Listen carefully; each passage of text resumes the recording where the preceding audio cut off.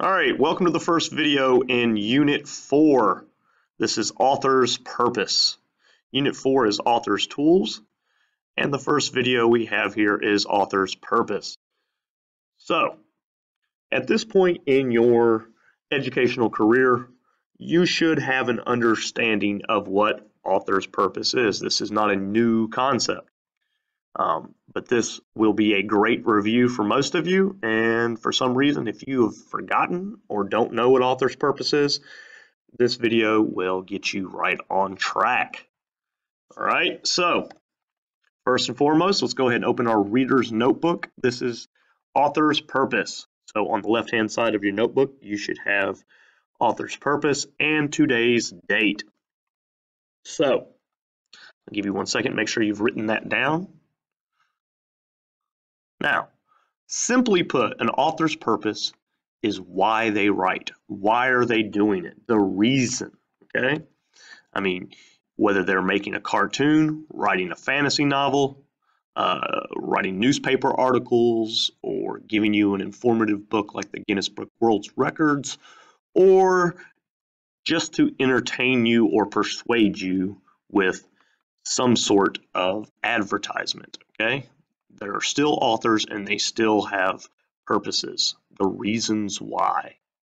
So let's go ahead and get that definition. The author's purpose is an author's main reason for writing. Okay, this is the reason that they do it. So go ahead and pause and copy this definition.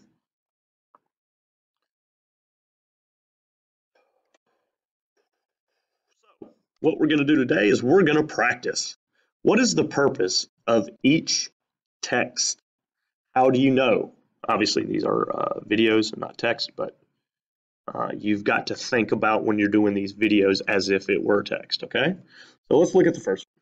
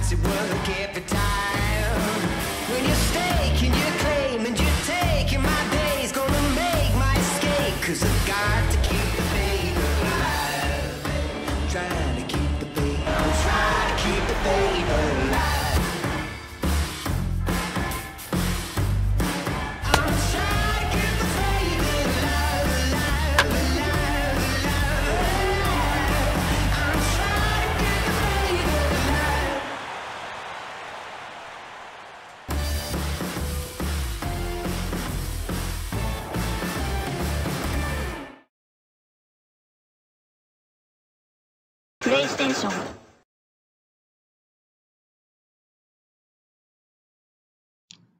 So, what was the purpose of this video? It was to persuade the viewer to buy the new MLB game for the PlayStation, right? And how do we know this? Because you have phrases like last season doesn't mean squat. In other words, they're telling you if you have last year's game, great. But now it's old and outdated, so you need this year's too. Why else? Look at the phrase, in 2014, anything can happen. So if you don't buy this year's game, you're going to miss out. And you don't want to miss out, right? And baseball is better, okay? And when you're looking at things, better is a judgment word. Anytime you see these types of words, we call these judgment words. Better, worse, best, great, good, bad. They call these judgment words. And these are opinions, right? So, the whole idea of this was to persuade you. So in your notebook, under author's purpose and the definition, you should put persuade. The author tries to get you to do something or believe what they are saying. Now, you're going to see sometimes it's not going to say just persuade, or you may not want to use the word persuade. There's also things like convince, defend, encourage. All these are some key words that fit into the author's purpose of persuasion to persuade you. Okay? So, go ahead and pause real quick and get this in your notebook. Let's look at the next video. The question is asked, how to play baseball. Well, that's a very wide question, and we could talk for days on how to play baseball because there's so many intricacies of the game itself. But in short, let's explain it this way. There are 9 players, 9 on defense, 9 on offense. On offense, the 9 players must bat in the same batting order each and every time. So if you occupy the first place in the batting order, each time you come to bat, you would bat after the 9th place hitter. On defense, we have 9 players. On the pitcher's mound, directly behind me, we have the pitcher. The pitcher is the guy that puts the ball in play by throwing the ball to the catcher. The catcher is placed behind home plate and is the only person that plays in foul territory. He's usually in the squatting position to receive the ball into the strike zone, which we'll talk about in a moment. The other players are located, 2 on the right side of the infield or the dirt area, 1 at first, 1 at second. They're called the first baseman and second baseman respectively. And 2 more players on the left side of the infield, the shortstop, which plays near second base, and the third baseman who plays near third base. The other 3 players are the left fielder, the center fielder, and the right fielder. All these players play on defense until 3 outs are recorded. Outs are recorded in this fashion. The pitcher throws the ball to the catcher. The strike zone is an imaginary zone that's a rectangle. The outside part of the rectangle is the outside part of the plate. The inside part is the inside part of the plate, which is basically 18 inches wide. The top of the strike zone is basically the chest of the batter, and the lower part of the zone is basically the knees batter. So everything that passes in this rectangle would be recorded as a strike if the umpire deems it to be in that zone. Each batter gets 3 strikes, and then if he doesn't put the ball in play, he's declared out, whether he takes the ball or whether he swings at the ball. An out is recorded. You get 3 swings per batter. There's also something called a ball. If the pitcher fails to throw the ball in that strike zone rectangle, it's recorded as a ball, and that's at the umpire's discretion. Once 4 balls are recorded, the batter is awarded first base on a base on balls. So he goes unimpeded and unchallenged to first base. Each offensive team gets 3 outs.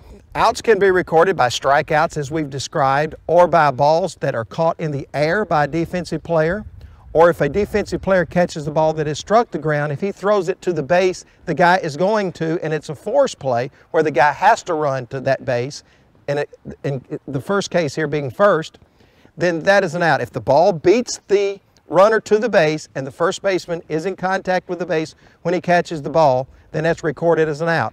Each offensive team gets 3 outs before they're half of the inning over. Once 3 outs are recorded, the defensive team now becomes the offensive team, and the offensive team takes the field, and that's called an inning. Each game is 9 innings, and as long as the score is not tied, the team with the most runs at the end of 9 innings is declared the winner of the game. Should the game be tied, then they play extra innings until one team is 1 run in front of the other team, and therefore is rewarded the game as the winning team. And basically, and in short, that's how you play the game of baseball. What was the purpose of this video? Well, it was to inform you about how to play baseball. It's not trying to convince you of anything. It's not trying to it's not that entertaining. We know it's to inform you because they explain each of the positions in the game. So it's teaching you about baseball. And you know this because they explain how the game works and how the field is set up. And you also know this because they use specific baseball terms: out, strike, defense, offense, umpire, batting order, hitter. These are all specific terms in baseball. So if they're giving you a lot of vocabulary and they're kind of teaching you about something, this is to inform.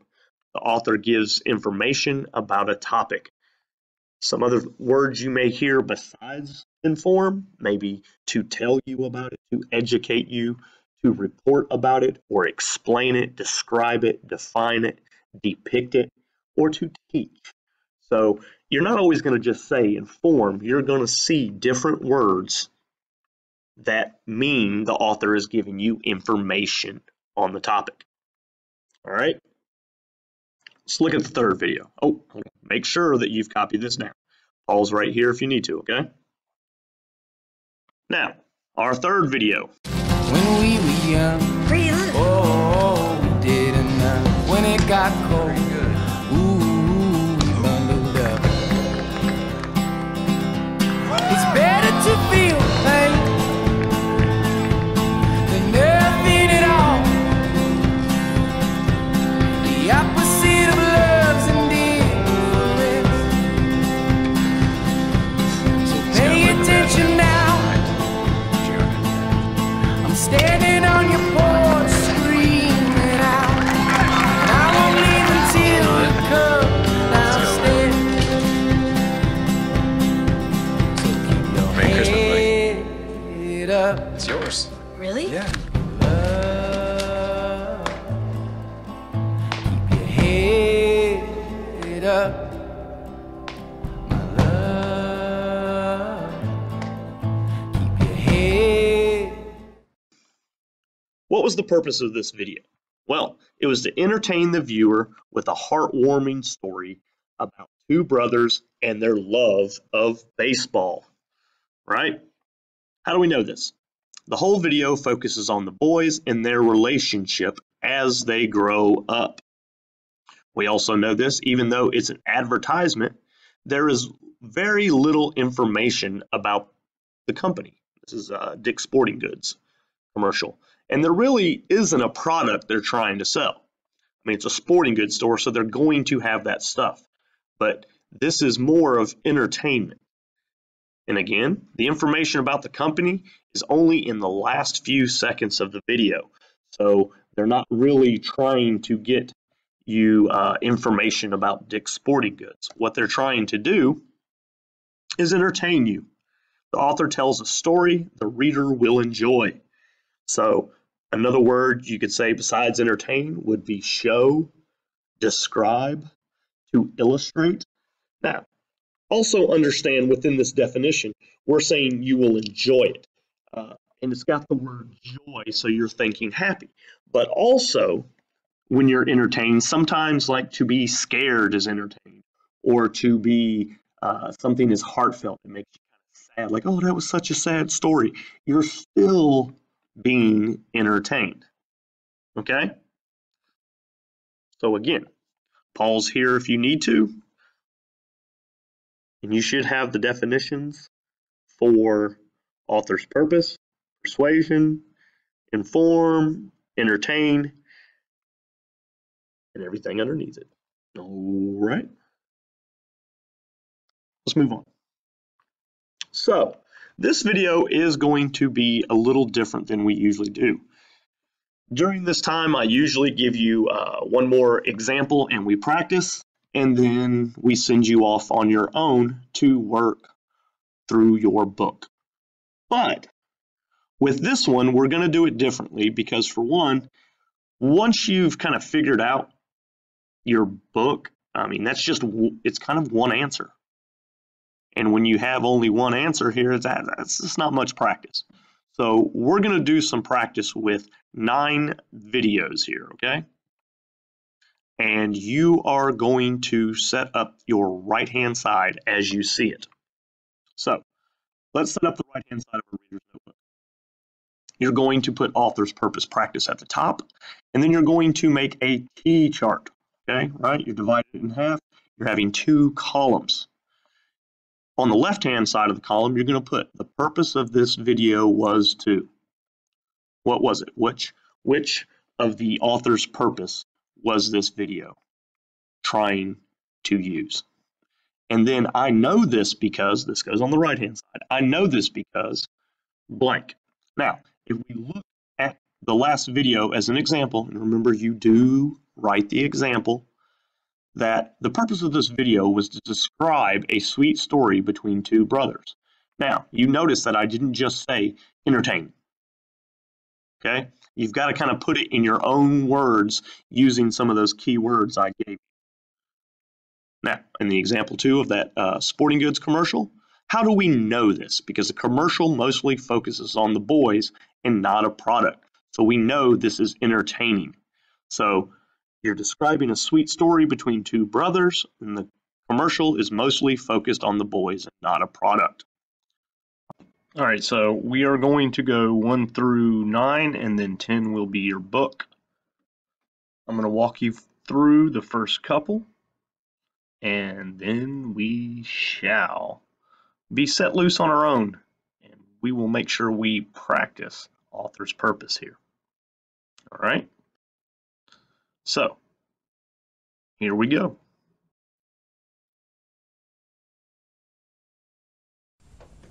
Oh, those boys are much too much.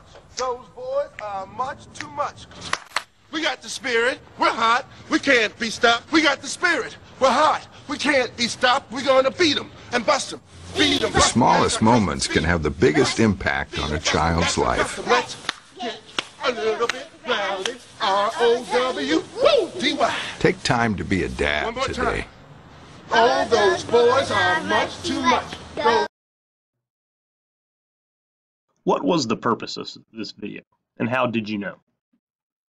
Well, let's look. Okay, this was to convince fathers to be more involved with their kids. So the purpose is convince. What's another way we could say convince if you're looking at those 3 things you remember probably doing since 3rd grade? Persuade. So to convince means to persuade. Now, how do we know this? Well, it shows a dad helping his daughter, even though he looks silly. It says it doesn't take much to impact a kid's life, and it says, take time to be a dad today. So, this may not be going after every audience, but you know it has a specific audience. Fathers, right? To be part of their kid's life, to be involved, even if it's not something we want to do, even if it makes us silly, we need dad to be involved. Okay? So, that's number 1. Let's look at number 2.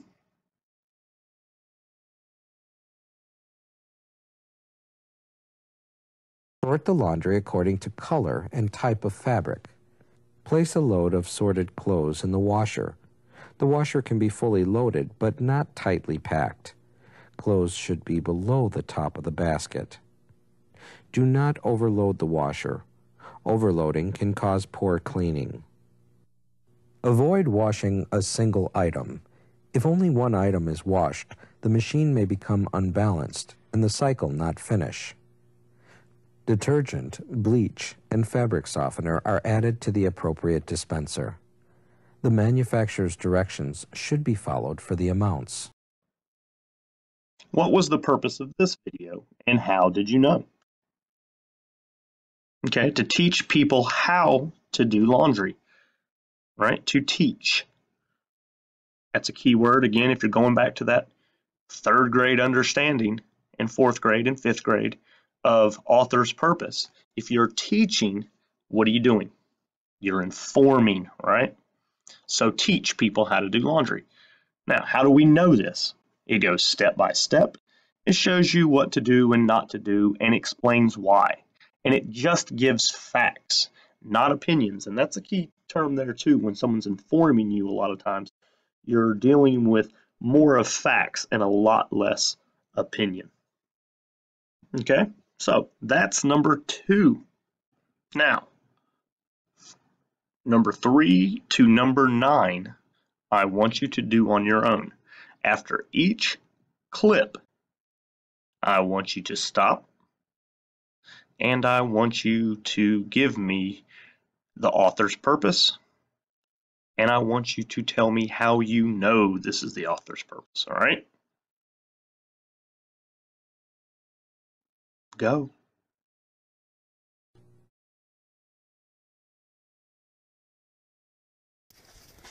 See how it look? Let me see. Look kind of gold on the camera, don't it? It looks gold, go outside.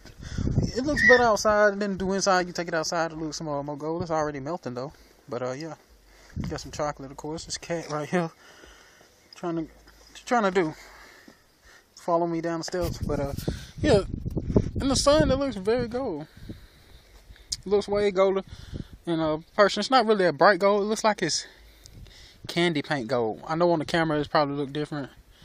You know, all of them ain't gonna look like this. It's just, you know, where the coating went messed up. That's hard shell, by the way.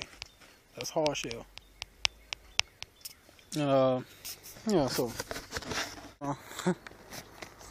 so just taste this out, see what this gonna be like. So I'm gonna go back here.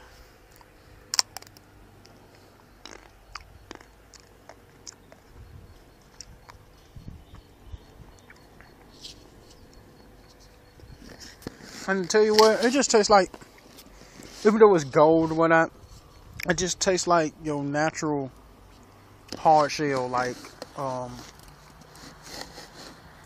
your natural shell that's no hard, like, let's see, what I'm looking for, like the Hershey's hard shell that you put over your ice cream or whatnot. It's good, by the way. But it's just like a regular hard shell, like the Crunch bars, you know what I'm talking about? Natural. It's really good. It's nice. So I guess the gold is just for the look. And get people to try it. Gold itself ain't really got a flavor to me. But you know, different people's taste buds is different. So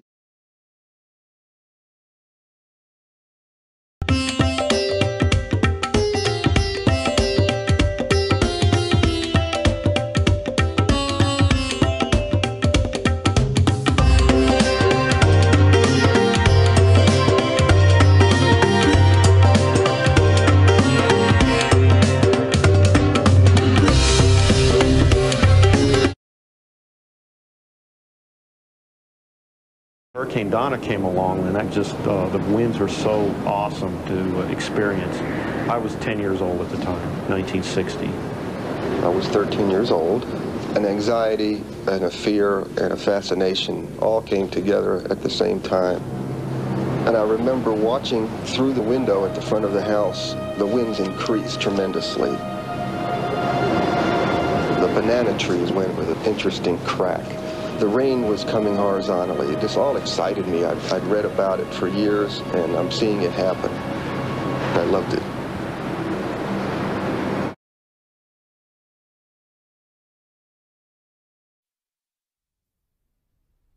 Ba ba ba ba banana, ba ba ba ba banana, oh ba ba ba ba banana, ba ba ba banana, tocari no potato, rica ni malo manica notica, ba ba ba banana, yo plano fu, la mano no tu, ma banana, la camo pitala mo banana, ba ba banana, potato. Tocari no potato, rica ni malo manica notica, ba banana.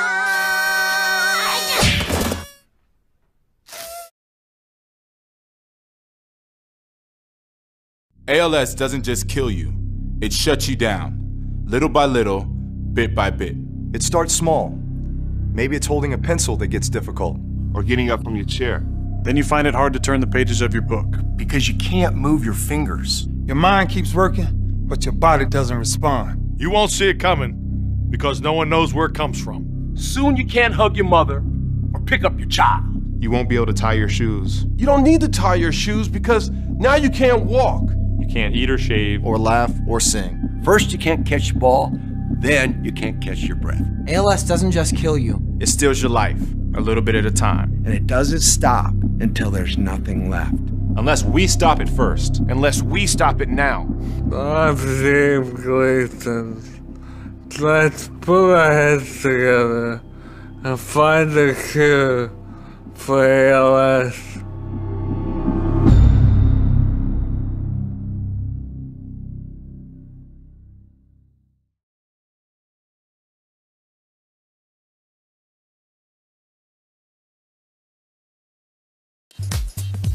take the large part against the small part again. And just like the half Windsor, we went on the one side and pulled it through. But this time, instead of going around, you need to take this fat part and you have to go to the other side and go around there as well. This is the beginning of the big knot. So as we do that, as you can already see, it's already in a triangular form to get ready to do the knot. We then take the tie, go all the way around, through under the neck, or under the chin, should I say, and we pull it through.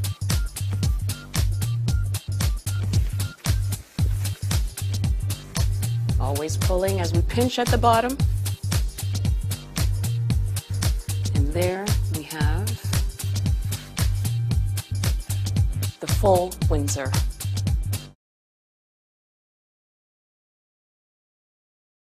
낮에는 따사로운 인간적인 여자 커피 한 잔에 여유를 아는 품격 있는 여자 밤이 오면 심장이 뜨거워지는 여자 그런 반전 있는 여자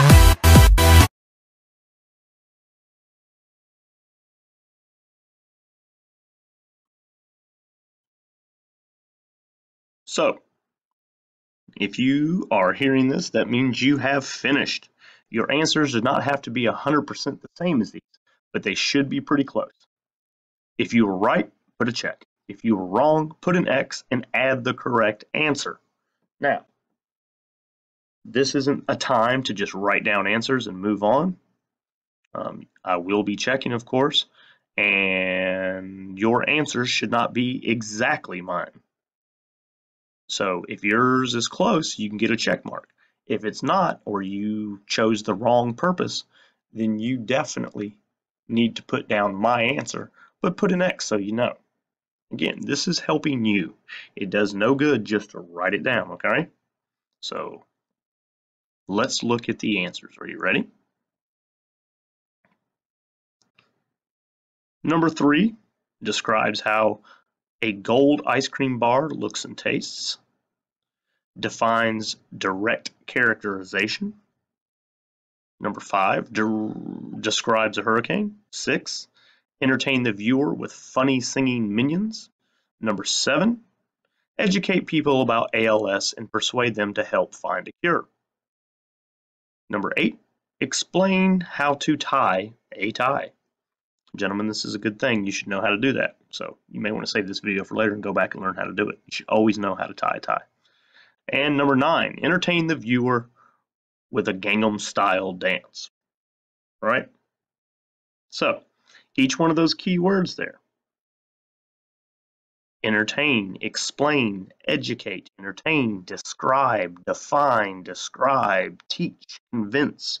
Right? I'm not just saying those 3 ones you've heard since 3rd grade. I'm expanding here. I'm being a more mature student and able to use some of my own language and still know that to describe something or to educate someone is still one of the author's purposes. All right? So, with number 10, what I want you to do is do the same thing for your current book. Is it to inform, entertain, or to persuade? Why did the author write the book that you currently have?